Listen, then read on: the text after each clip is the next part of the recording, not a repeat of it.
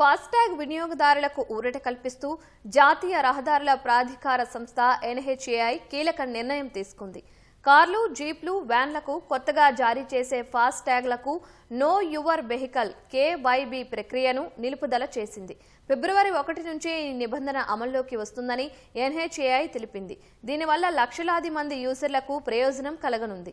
వాహనానికి సంబంధించిన అన్ని పత్రాలు ఉన్నప్పటికీ కేవైబీ ప్రక్రియ కారణంగా ఫాస్టాగ్ యాక్టివేషన్లో జాప్యం జరుగుతున్నట్లు గుర్తించిన ఎన్హెచ్ఏఐ ఈ నిబంధనను తొలగించింది. ఇప్పటికే కార్లకు జారీ చేసిన ఫాస్టాగ్లకు కూడా కేవైబీ అవసరం లేదని ఎన్హెచ్ఏఐ స్పష్టం చేసింది.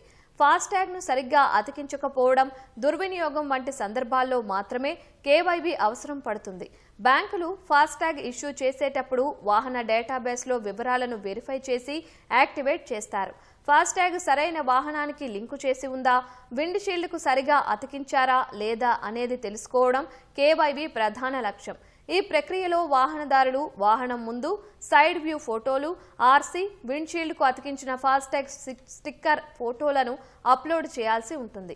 కేవైసీ నిబంధన తొలగింపుతో ఆ ఇబ్బంది తొలగనుంది.